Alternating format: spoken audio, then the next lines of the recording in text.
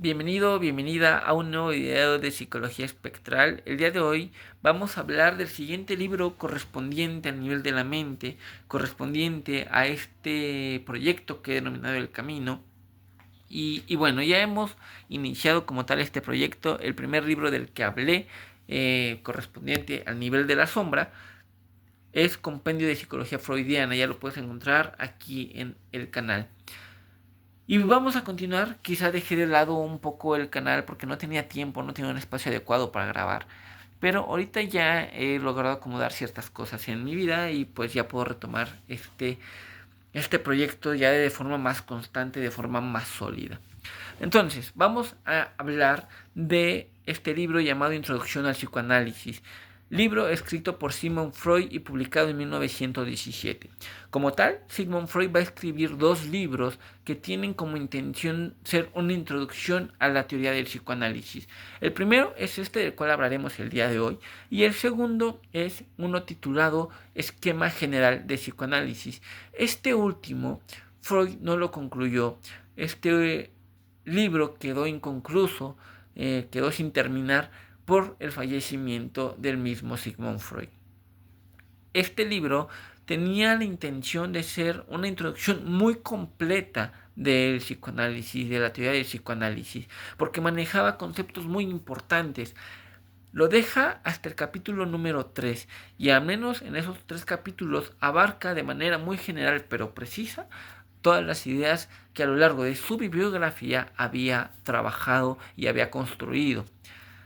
A diferencia de Introducción al Psicoanálisis, libro que es el que veremos el día de hoy, en este libro Freud se va a centrar sobre todo en dos conceptos principales: los actos fallidos y el sueño. Estos conceptos fueron muy criticados en su tiempo, en su época, por otros psicólogos, por otros psicoanalistas inclusive, porque los consideraban muy radicales y los consideraban como conceptos que les hacía falta demasiada comprobación científica, porque eran conceptos que tenían que ver con procesos que no eran tangibles, que no se podían medir como tal, y por ende eran susceptibles de muchas especulaciones. Por eso eran tan criticados y por eso Freud considera importante contestar a todas estas críticas y lo hace a través de esta pequeña introducción.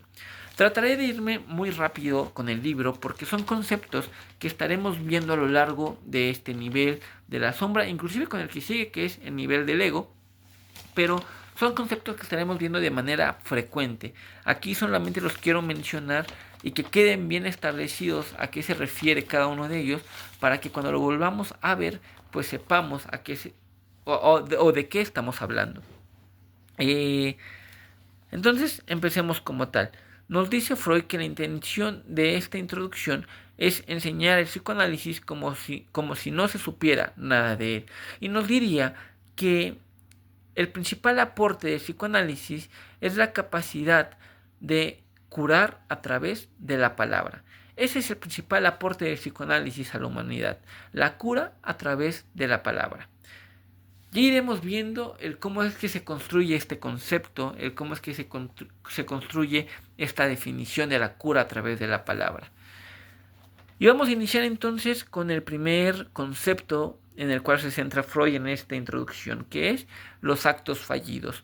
Los actos fallidos para Freud van a ser fenómenos muy frecuentes y que son observables en todas las personas y que no pertenecen a un estado patológico, es decir, que no son producto de una enfermedad cognitiva o psicológica, que al contrario son fenómenos que se producen en cada uno de nosotros como seres humanos y que ninguno de nosotros como seres humanos está o es una excepción a esta regla. Todos nos hemos equivocado en alguna de las formas que Freud nos va a mencionar a continuación.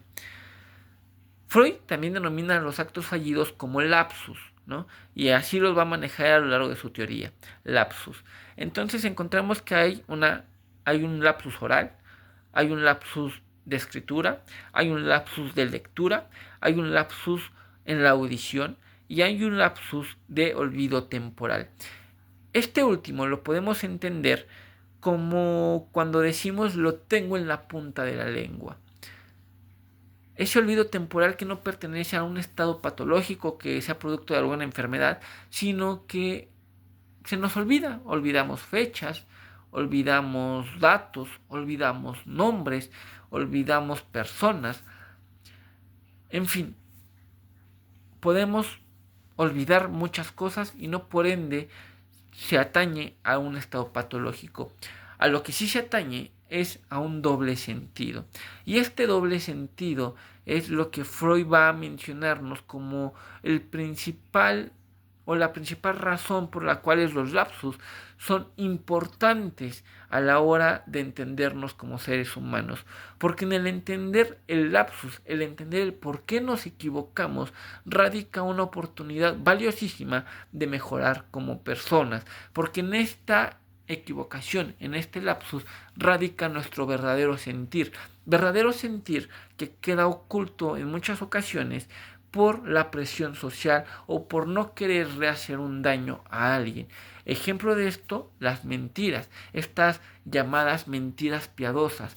Mentimos porque no queremos lastimar a la otra persona.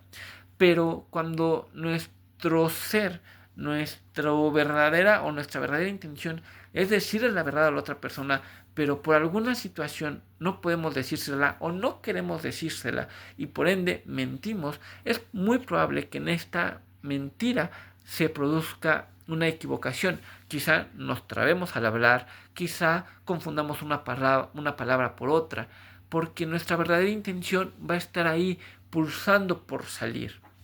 Es por eso que para Freud los actos fallidos son de vital importancia para entendernos como seres humanos, porque si le hiciéramos caso a nuestras verdaderas razones, nunca mentiríamos, nunca nos permitiríamos ocultar la verdad por más dolorosa que sea. Los actos fallidos se producen así por una doble intención, una intención que tiene que ver muchas veces con ocultar una verdad. Puede ser a otros, pero siempre o en su mayoría va a terminar por ser una verdad que queremos ocultarnos a nosotros. Es ahí la importancia de entender los lapsus. Y Freud nos diría entonces lo siguiente, o se cuestionaría lo siguiente. El lapsus siempre va a ser una equivocación, a lo cual él contestaría de la siguiente forma. No son simples equivocaciones. En muchas de estas ocasiones en las cuales se produce un lapsus, se demuestra el verdadero pensar o sentir de la persona en una determinada situación o lugar. Es así que el lapsus siempre va a revelar un sentido propio. El lapsus tiene un sentido propio. ¿A qué se refiere Freud con esto? Bueno, pues va a decirnos de que el lapsus es un proceso psicológico que está dentro de una serie psíquica, es decir, pertenece a algo más grande. Esto más grande tiene que servir a la función de demostrar siempre el verdadero sentir o el verdadero pensar.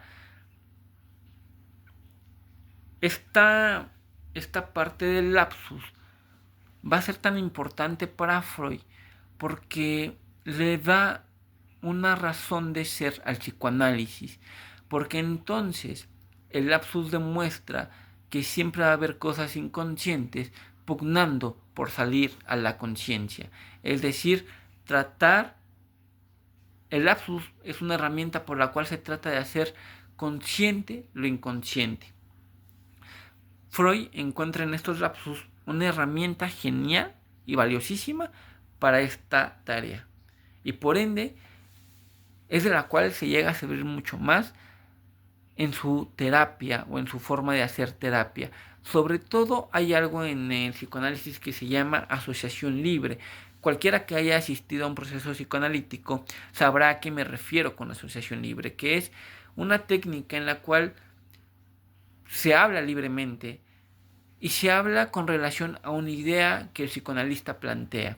Pero para entenderlo de forma un poco general y un poco sencilla, se dice, di lo primero que se venga a la mente cuando yo diga la palabra rojo.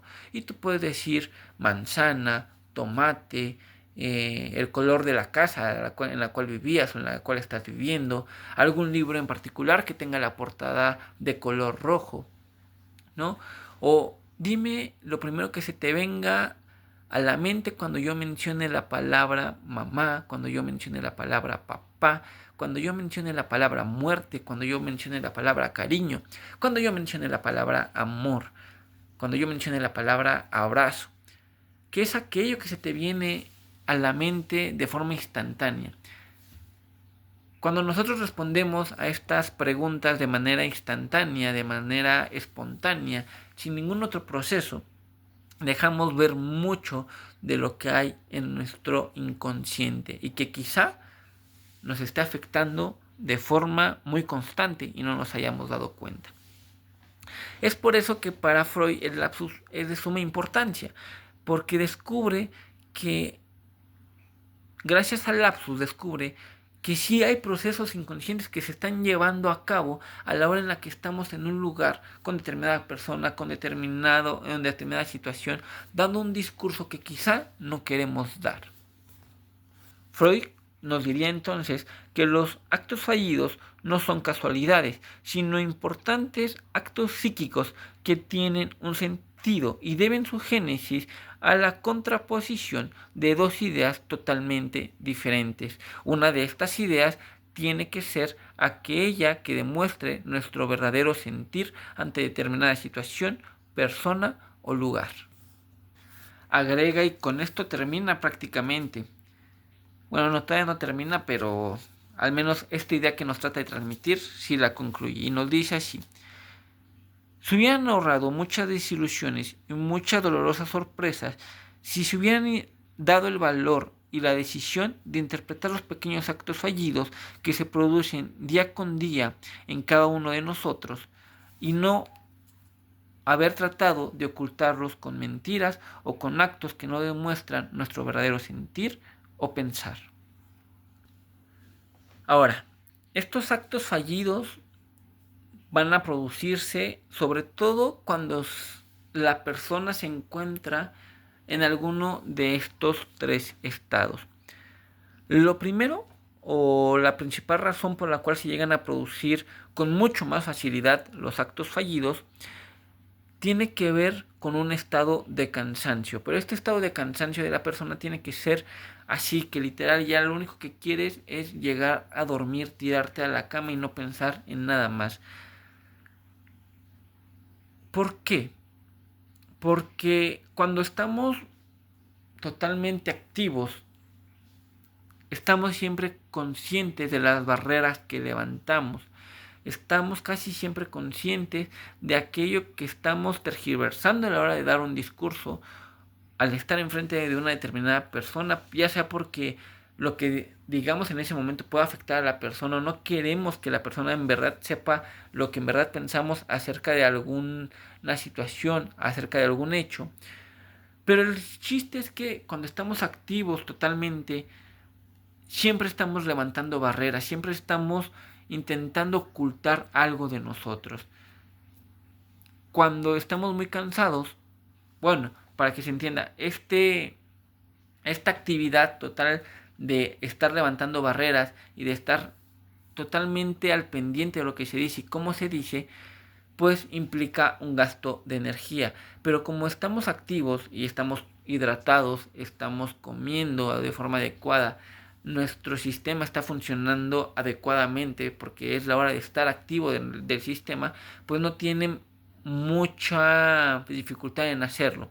Pero cuando estamos cansados, cuando estamos hambrientos, cuando estamos agobiados, es mucho más fácil que se produzca un lapsus, porque ya no tenemos la energía suficiente como para levantar las barreras, al menos de forma tan eficiente como lo haríamos estando en un estado totalmente activo, en un estado despiertos al 100%, ¿no? La segunda forma o la segunda razón por la que se llegan a producir de manera más fácil o más fácilmente los lapsus tiene que ver cuando estamos muy excitados, en el sentido de cuando estamos muy emocionados, cuando estamos muy alegres, cuando estamos muy efusivos, eufóricos, porque en el momento que la adrenalina está por nuestro cuerpo, dejamos de pensar tanto en levantar barreras, porque estamos con la idea, con la emoción de querer transmitir aquello que nos emociona. Y es ahí cuando se llega a producir con mucho mayor frecuencia el lapsus. Y el tercer tipo o el tercer grupo en el cual se pudiera llegar a producir con mucho mayor facilidad un lapsus es cuando a la persona se le trata de introducir una idea o algo que no va con los ideales de la persona de forma abrupta, de forma totalmente autoritaria. Es ahí cuando posiblemente a la hora de dar un discurso, ¿no? Sobre todo cuando se les obliga por presión o cuando se nos obliga, ¿no? Entre comillas, con una presión social para decir alguna mentira, para no causar algún daño o para beneficiar a cierto grupo, pues es muy probable que en este discurso salga nuestro verdadero sentir y pensar a través de alguna equivocación. Pero bueno, estos son los tres grupos con los cuales se podían llegar a producir de manera mucho más fácilmente los lapsus. No es requisito que nos encontremos en alguno de estos tres estados para que el lapsus se produzca, pero sí, al estar en alguno de estos tres grupos, en alguno de estos tres estados, pues se pueden llegar a producir los lapsus de manera mucho más fácil, mucho más sencilla. Ahora, vamos a pasar al segundo concepto. Bueno, antes de pasar al segundo concepto, es importante mencionar que los actos fallidos los vamos a ver de forma muy completa, de una forma brillantemente expuesta por Sigmund Freud en un libro llamado Psicopatología de la vida cotidiana. En este libro nos va a llenar de ejemplos de lapsus de sus pacientes y cómo es que estos lapsus tenían una relación total con aquello que causaba los síntomas patológicos o que causaba, mejor dicho, la enfermedad de sus pacientes. Ya llegaremos en su momento a este libro, que de hecho creo que es el que sigue, pero y por eso mismo no me quiero meter mucho en este libro de introducción al psicoanálisis, porque como te lo comenté al principio, pues van a ser conceptos que estaremos viendo de forma continua en este proyecto. Entonces, te menciono el libro de Psicopatología de la vida cotidiana por si te quieres adelantar y ya le quieres ir echando un vistazo y te interesa este tema o te interesó lo que dije acerca de este tema de los lapsus, pues puedes agarrar Psicopatología de la vida cotidiana y ahí está plagado de ejemplos y de cómo es que estos lapsus pues sí tienen una relación con la enfermedad de los pacientes que Freud atendió. Ahora, pasemos al segundo concepto al cual le dedica este libro Sigmund Freud, que es el concepto de los sueños. Un concepto altamente explotado en el psicoanálisis y que Freud inclusive se va a quedar hasta cierto nivel con los sueños. Porque hay autores como Jung, como Carl Jung, que ve mucho más allá a través de los sueños. Pero ya llegaremos en su momento a este autor. Para este libro, en este libro, Freud nos explica el concepto de los sueños como fenómenos que toda persona tiene. Es decir, no es necesario estar enfermo, no es necesario tener alguna condición especial para soñar. Todo el mundo sueña, pero el sueño siempre nos va a revelar algo que está inconsciente. Al igual que el lapsus nos demuestra que hay un inconsciente que está pugnando, que está pulsando siempre por salir a flote, pues el sueño es la forma más clara con la cual se llega a ver el inconsciente de una persona, lo que verdaderamente siente, lo que verdaderamente piensa, lo que no dijo, lo que dejó de hacer, pero que el hacerlo significaba para él algo muy importante. Es así que Freud llegaría a formular esta parte de que el sueño es la realización de deseos. El sueño no solamente nos deja ver nuestro inconsciente o lo que hay en el inconsciente, sino aquello que también dejamos de hacer en el día, o de la cual nos quedamos con muchas ganas de hacer en el día. Por ejemplo, y para entenderlo de forma muy sencilla, si tú te duermes, si te vas a dormir con mucha hambre, es probable que sueñes con que estás comiendo una hamburguesa. Es probable que sueñes que te estás comiendo o estás en un buffet de carne, de mariscos, porque es con lo que te quedaste antes de dormir. Te quedaste con las ganas de comer algo. Al igual que te quedaste con las ganas de tomar un vaso de agua, pues es probable que en el sueño tengas la visión de que estás tomando agua. Así sucede también con los te amo que no se dijeron, con los abrazos que no se dieron. Porque si nos guardamos cosas o si nos prohibimos hacer ciertas cosas que en verdad tenemos ganas de hacer, es probable que en el sueño las veamos como que sí se realizaron. Es probable que en el sueño nos veamos abrazando a aquella persona que nos quedamos con muchas ganas de abrazar.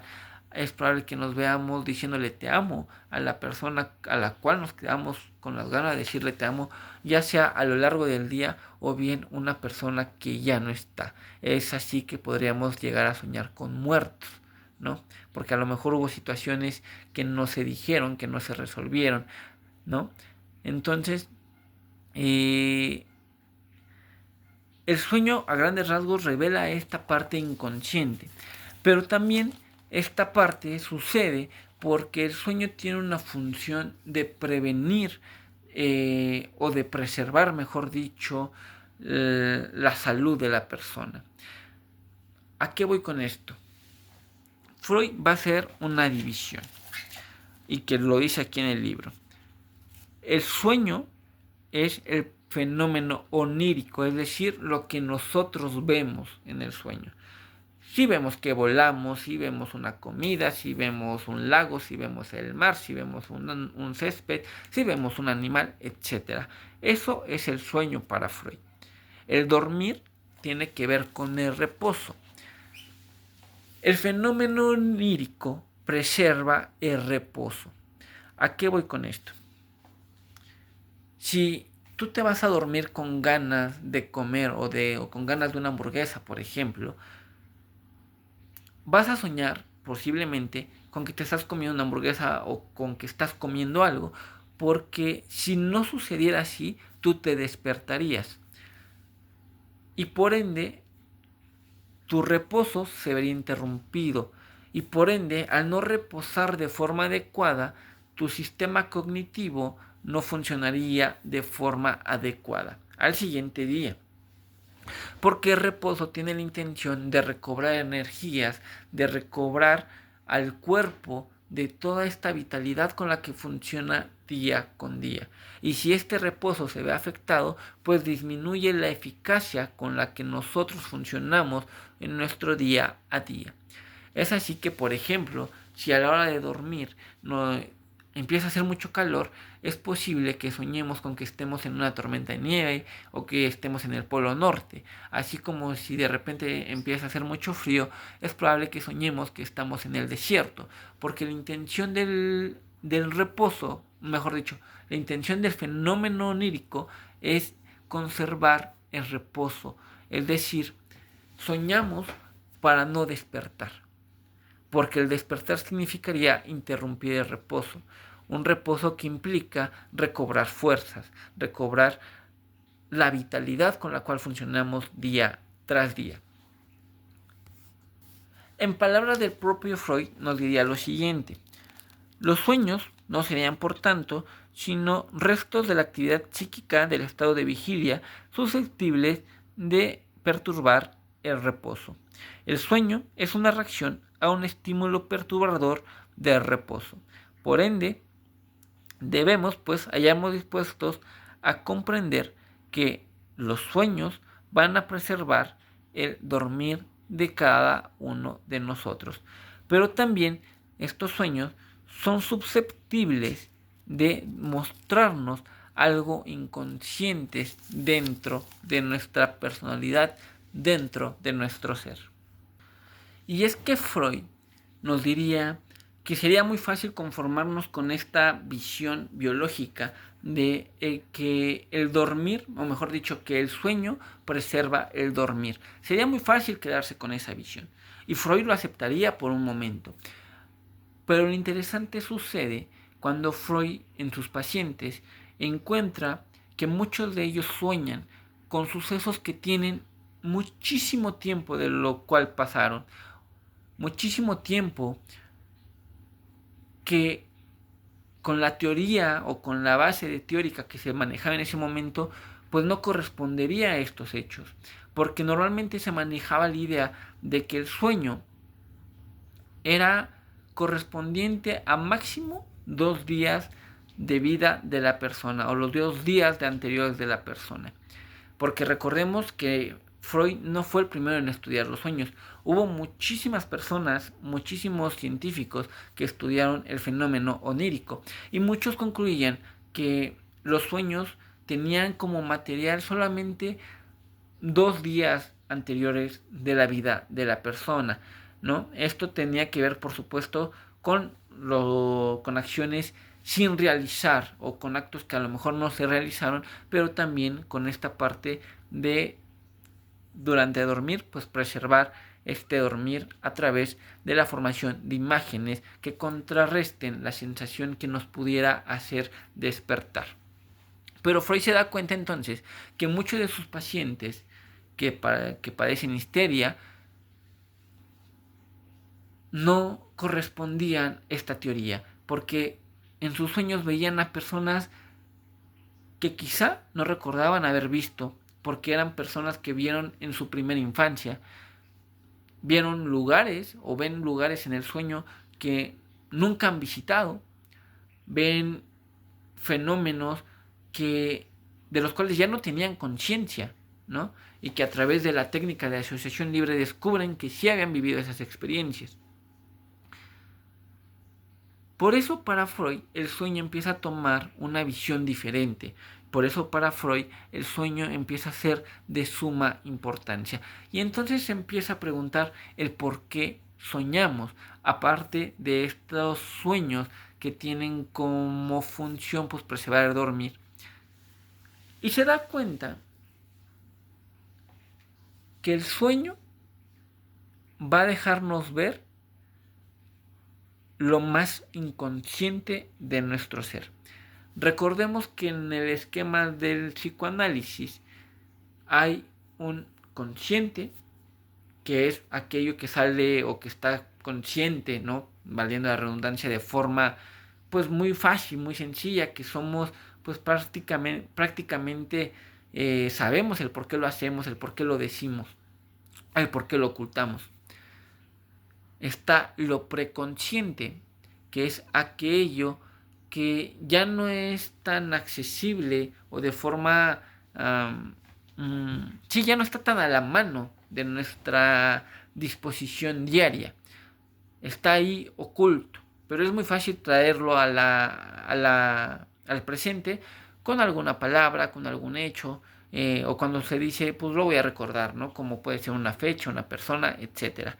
Y está lo inconsciente, aquello de lo cual ya no tenemos conciencia de que está ahí y que posiblemente nos está afectando en nuestro día a día. El sueño es así la mejor herramienta que tenemos para ver al inconsciente.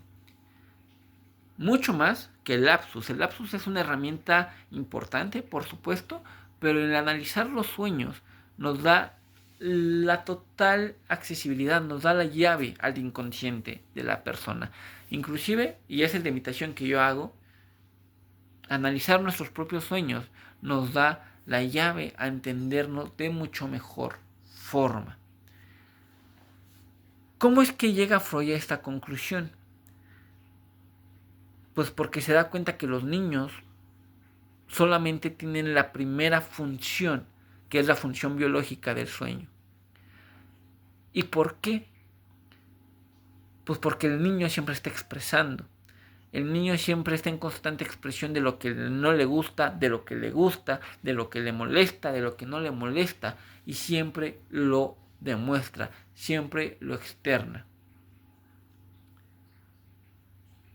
Conforme vamos, y con esta parte de expresar, pues va teniendo muy pocas cosas que trabajar, muy pocas cosas que queden inconscientes, porque si lo lleváramos a la vida adulta, ¿no?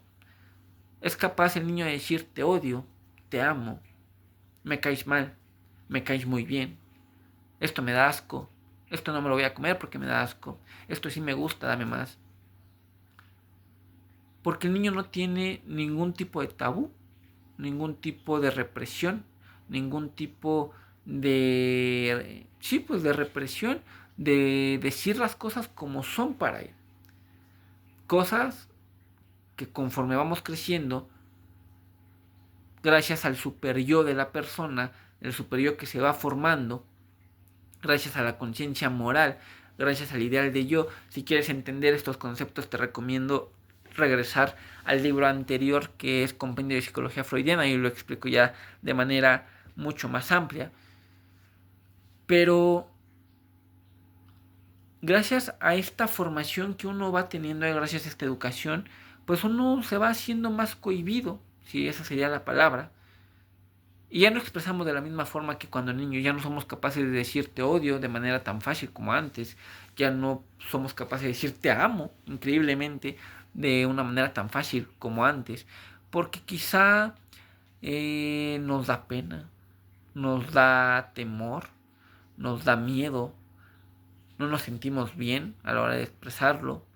En fin, por X o Y razón, dejamos de expresar tan fácilmente. Y por ende, aquello que no se dice, aquello que no se hizo, pues se va al inconsciente. Y son aquellas cosas que podemos ver en la formación diurna o en el fenómeno onírico, mejor dicho. Es ahí que Freud se da cuenta que el sueño puede ser la herramienta principal para acceder al inconsciente. Y es ahí cuando comienza con el estudio de los sueños, cuando deja o empieza a dejar de lado el proceso de la hipnosis. Recordemos que la hipnosis la había aprendido con Charcot y que le había funcionado hasta cierto punto, pero se da cuenta que la hipnosis tiene muchos límites y que inclusive la hipnosis podía llegar a falsear ciertas informaciones o cierta información que el paciente daba. El proceso onírico, al contrario de la hipnosis, pues al ser un proceso tan personal, nos deja ver de mucho mayor forma, con una mayor facilidad, lo que verdaderamente hay en el inconsciente de la persona. Ahora, así como con el concepto anterior de los lapsus, hay un libro que es Psicopatología de la Vida Cotidiana, pues también para los sueños pues va a haber un libro que Freud habla con bases teóricas, pero sobre todo los dota de muchos ejemplos, que es un libro indispensable para aquellos que quieren estudiar psicología, que es Interpretación de los sueños, o la interpretación de los sueños. Y es de suma importancia porque te explica todo lo que yo te acabo de decir de manera muy general. Él te lo explica de manera brillante y te lo explica no solo con material bibliográfico de otras personas, sobre todo de sus pacientes, sino con material científico, hablando de cómo es que refuerza su teoría con conceptos que en ese momento se manejaban. Entonces, Si a ti te interesa este proceso, te interesa entender cómo es que funciona los sueños para Freud, pues te recomiendo ampliamente leer la interpretación de los sueños. Aquí, por supuesto, vamos a ver estos dos libros, pero pues si te quieres adelantar, ¿no? Pues lo puedes hacer leyéndolo, lo encuentras de manera muy fácil. Obviamente, y aquí aprovecho este pequeño paréntesis para hacerte la recomendación que siempre hago y que siempre haré, que es, no hay nada mejor que leer los libros de propia mano, porque así sacas tus propias conclusiones y tus propias reflexiones. Porque lo que yo digo aquí es lo que creo que nos puede servir a la hora de hacer un autoanálisis, ¿no? Porque esa es la intención de psicología espectral. La intención es que no seas un psicólogo, que no seas alguien o que no tengas necesidad de alguien para hacer un primer análisis de tu personalidad, de tu ser. Por supuesto, estos videos no sustituyen jamás la ayuda terapéutica, la ayuda de un psicólogo, de una psicóloga, de un especialista en salud mental. Esto simplemente es un complemento, si así lo quieres ver, si es que estás viviendo un proceso terapéutico, y si no estás en un proceso terapéutico, te sirve como una pequeña ayuda para entender qué es lo que está pasando por tu ser. Pero, por supuesto, esto nunca va a sustituir, y yo creo que ningún video y ninguna clase de material que no es el asistir de manera presencial con un psicólogo, con un especialista en salud mental, pues nada de esto va a sustituir esa forma, ¿no? O esa ayuda. Los videos de YouTube, incluyendo estos, pues simplemente pueden ser una ayuda, un complemento a este proceso, pero nunca lo van a sustituir, ¿no? Entonces, mi recomendación es leer los libros de propia mano, porque así sacas tus propias conclusiones y tus propias reflexiones, porque hay muchas cosas que aquí, por ejemplo, en la introducción del psicoanálisis, Freud nos menciona, que yo no voy a mencionar porque no los creo útiles para el objetivo de este proyecto. Pero bueno, una vez dicho este paréntesis, pues continuemos. Nos dice que los sueños no solamente son o se dan cuando dormimos, sino que también hay sueños diurnos. Estos sueños diurnos tienen que ver con la imaginación y con la fantasía. ¿Cuántas veces antes de presentar una exposición nos hemos parado frente al espejo e hemos intentado decir lo que vamos a decir en la exposición? Sobre todo esto sucedía mucho en la escuela, yo recuerdo que así lo hacía, ¿no? Cuando tenía una exposición importante, me preparaba antes y estudiaba el tema y trataba de hacer una exposición donde me imaginaba que ya estaba enfrente de mis compañeros de clase y exponía el tema. O cuántas veces vamos en el transporte público y vamos pensando en que a lo mejor estamos metiendo un gol en un mundial, a lo mejor estamos comiendo en un restaurante con alguna persona que nos gustaría, o a lo mejor nos adelantamos en el tiempo y ya nos adelantamos entonces en nuestra mente a aquella fiesta en la cual queremos estar, porque van a estar algunos amigos que queremos ver, o va a estar la persona que nos gusta, en fin. Estos sueños diurnos, como los menciona Freud, como los describe Freud, pues tienen también la intención de demostrar algo en nuestro inconsciente, algo que está pasando en ese momento por nuestra vida y que por algo lo estamos imaginando, por algo lo estamos trayendo al presente. Porque, y el ejemplo es este, con el que queda mucho más claro.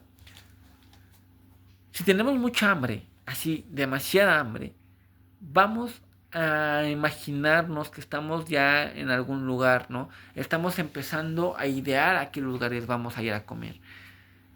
Si son, por ejemplo, las 10 de la mañana y estás en el trabajo y faltan todavía 3 horas para tu hora de comida, pues tú ya te empiezas a imaginar por aquello de las 10:30, las 11 de la mañana, a qué lugar te vas a ir a comer. Ya te estás imaginando que en ese lugar venden unos muy buenos tacos, que en aquel otro lugar venden muy buenas hamburguesas, pero que en aquel restaurante venden muy buena carne. Ya te estás imaginando en ese lugar. Y no tiene que ver con una enfermedad, con algún proceso patológico.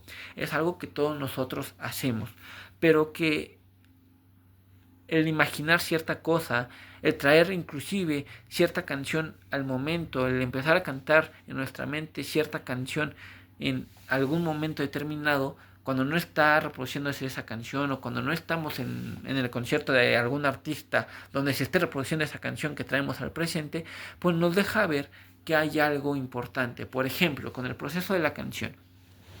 Puede ser que vamos en el transporte y empezamos a tararear una canción porque quizá aquella situación nos recuerda a algún lugar en el que estuvimos que nos fue importante en nuestra vida, ¿no? Puede ser que el estar en determinado lugar en el autobús o en el taxi o en el carro manejando, cuando pasamos por algún lugar, ¿no?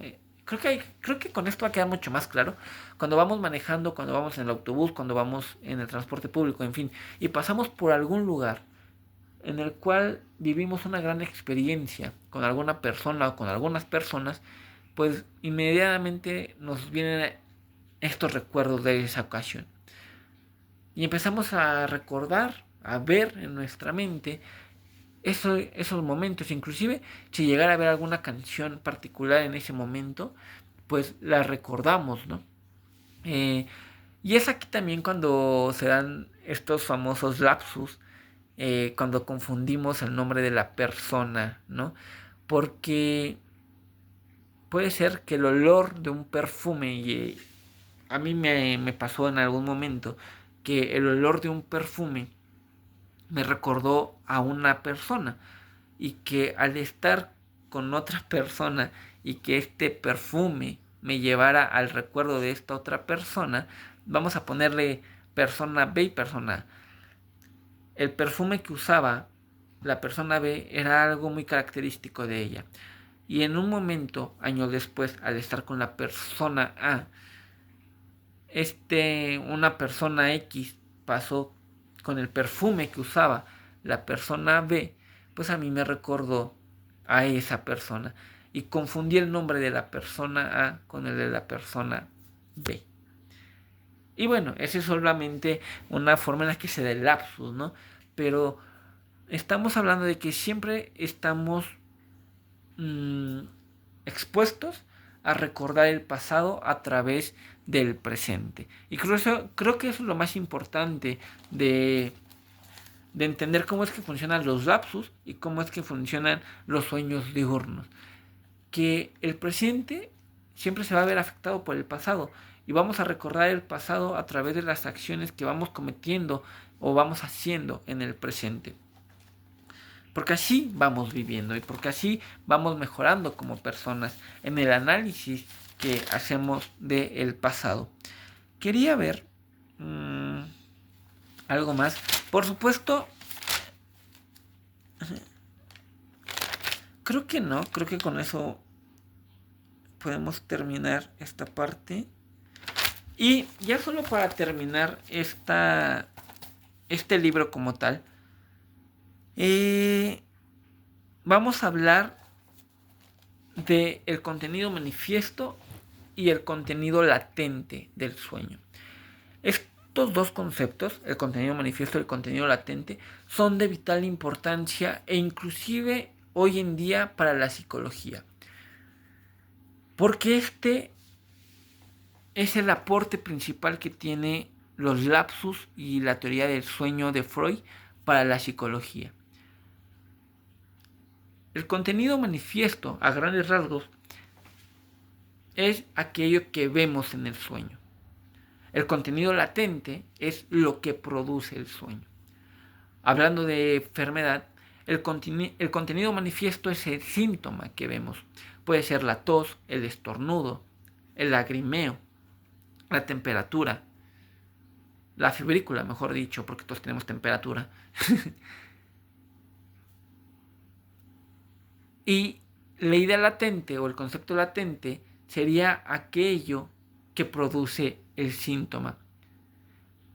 Tú no puedes atacar los síntomas si no conoces qué es lo que lo está causando, porque hay muchas enfermedades que tienen o comparten síntomas. Entonces tienes que entender qué es aquello latente que está produciendo el síntoma. Es tan importante o son tan importantes estos conceptos del contenido manifiesto y el contenido latente porque nos deja ver cómo es que se elaboran los sueños, cómo es que se elaboran los lapsus, pero sobre todo nos deja ver el funcionamiento del inconsciente.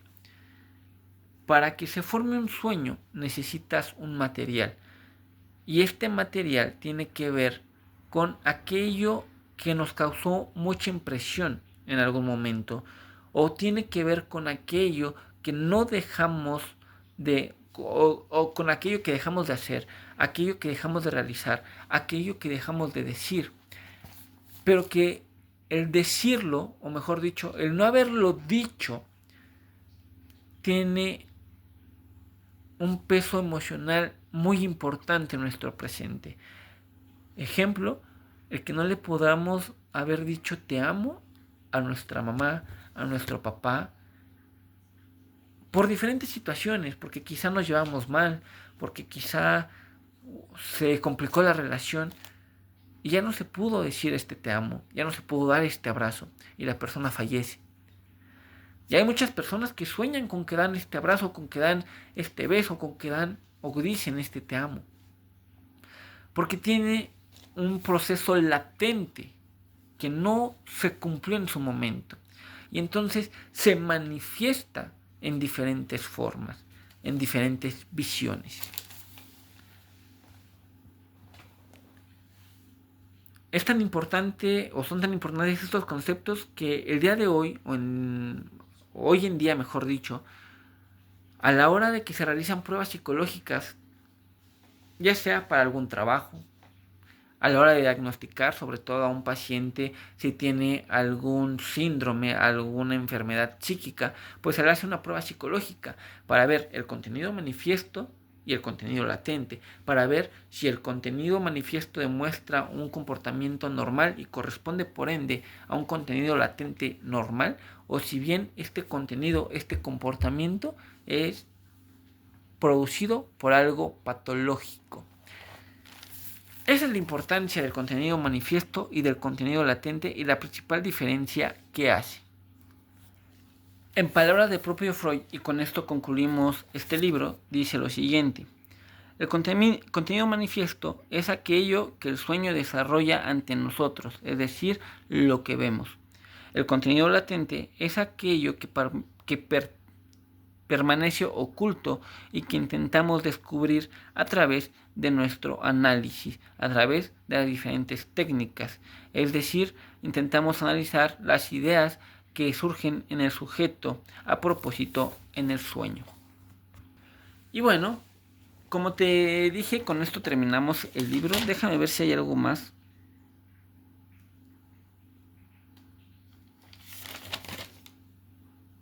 Sí, no, creo que con eso es más que suficiente. Y bueno, quería hablarte de este libro porque nos da estas bases importantes, pero sobre todo porque son conceptos que veremos a continuación, de manera inmediata casi. Porque el siguiente libro es Psicopatología de la Vida Cotidiana, en el cual hablaremos de los lapsus ya a mayor profundidad y entenderemos todo lo que aquí en este libro nos dijo Freud. Y el siguiente es la interpretación de los sueños. Entonces veremos todo lo que Freud desarrolla a través de su teoría del sueño. Pero sí consideré importante mencionarte introducción al psicoanálisis para que tuvieras una idea clara y tuvieras ya más o menos ideas establecidas de lo que se refiere Freud, a lo que se refiere Freud cuando nos menciona el concepto de lapsus, cuando nos menciona el por qué sucede un lapsus oral o el por qué cuando ve a un paciente determinado descubrió que el lapsus oral que tuvo pues mostró una idea latente que se representaba con cierto contenido manifiesto de su comportamiento, ¿no? Pero sí, esta era la intención de darte introducción al psicoanálisis, ¿no? Que tengas las bases generales de los dos siguientes libros que veremos aquí en Psicología Espectral y que pues entiendas un poquito más de cómo es que funciona tu psique, ¿no? En tu vida diaria en tu día a día. Espero haberte podido aclarar estos conceptos. Como te lo mencioné, me fui de manera muy rápida con este libro, pero mi intención era ir muy rápido, porque como te lo dije al principio, pues son conceptos que aparte de que los vamos a estar viendo constantemente, pues pertenecen a dos libros que veremos a continuación de forma seguida. Entonces, pues para que tengas la información a la mano. Recuerda que esto es como un rompecabezas, lo vamos a ir armando poco a poquito y que cada pieza va a complementar a la otra. Y que es bien importante entender cómo es que está estructurado el rompecabezas para entender el conocimiento en su totalidad. El camino es eso, es un camino que se irá recorriendo poco a poco. El psicoanálisis trata de mostrarnos aquello que está oculto en nosotros. El primer nivel en el que estamos en este momento, que es el nivel de la sombra, pues tiene la intención de mostrar aquello que está oculto en nuestra personalidad, aquello que nos está afectando día a día, aquello que está teniendo una influencia en nuestras relaciones y en nuestra vida cotidiana, y que quizá no nos estamos dando cuenta, y que conforme nos hagamos conscientes de aquello que está inconsciente en nosotros o de lo que nos motiva inconscientemente, pues tendremos la oportunidad de mejorar como seres humanos. Hasta aquí el libro del día de hoy. Y pues déjame saber si tienes alguna duda, si tienes algún comentario. Recuerda que aquí se trata de hacer un espacio abierto al diálogo, un espacio donde se hable con respeto de todos estos temas, donde nos dirijamos con respeto unos a otros.